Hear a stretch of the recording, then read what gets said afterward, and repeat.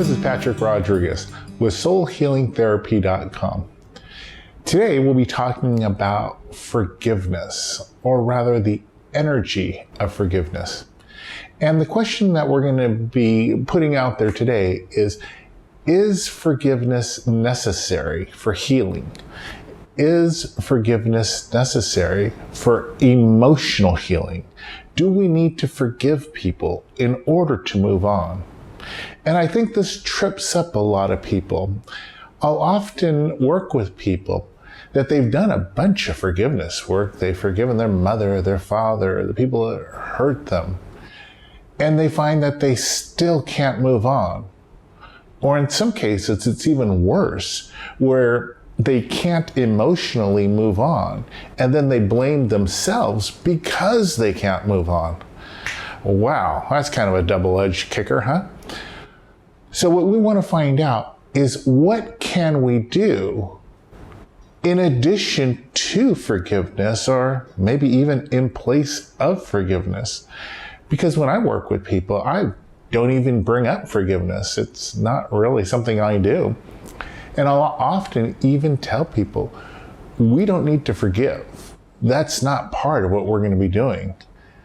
And we get pretty amazing results in soul healing therapy, because I don't think it's necessary to forgive people.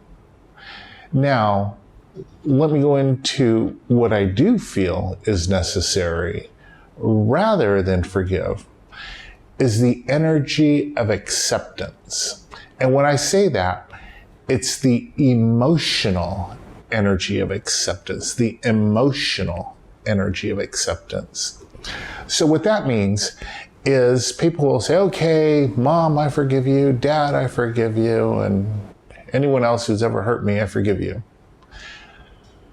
But there's still, that's gnawing inside, the solar plexus, the heart. It hurts. And it's because they've never accepted what their mother has done to them, what their father has done to them, or other people that have hurt them. What we work on together, you and I, when we're working together, is we're working on the emotional acceptance. So let's take a specific example. Let's say you were in a car crash. Intellectually, you know that you were in a car crash. It happened. You had the paperwork to fill out, the insurance forms, everything to deal with. It happened.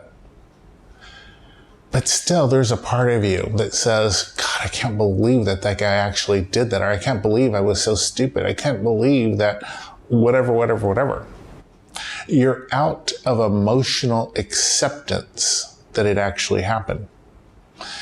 Now, we don't need to forgive the other driver, but we do need to emotionally accept that it happened. We don't need to forgive ourselves, but we do need to be compassionate to that part of ourselves that might have been, let's say, even texting while driving, that might have been angry at someone.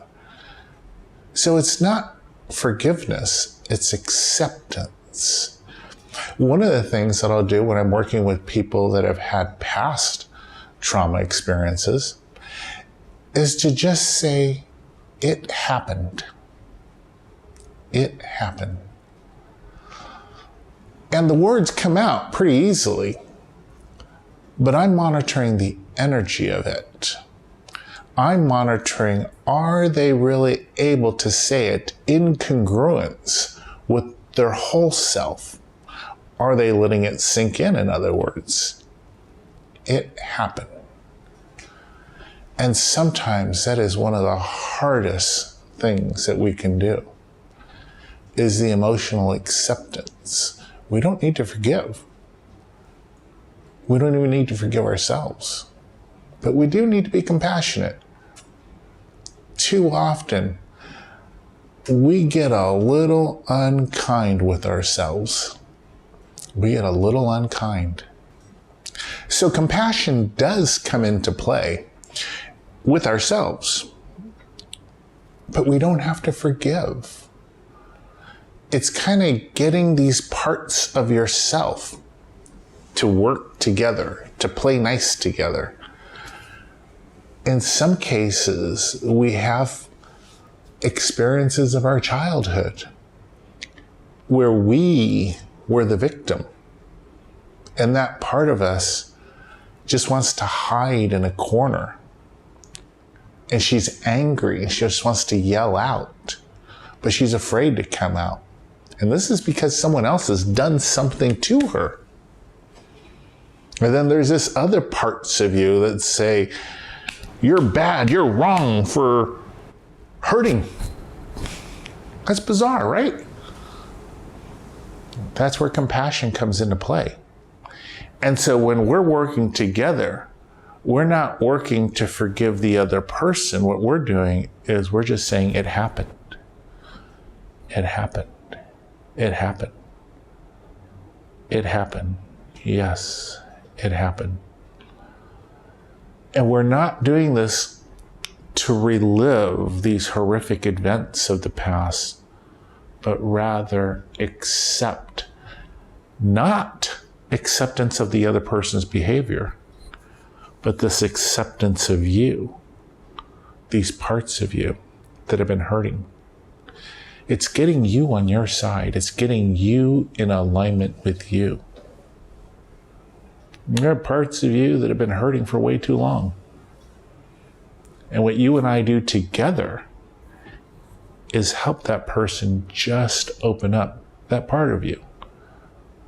And sometimes we're working with different parts of you because there's another part that's telling you you're wrong for feeling your feelings. Okay.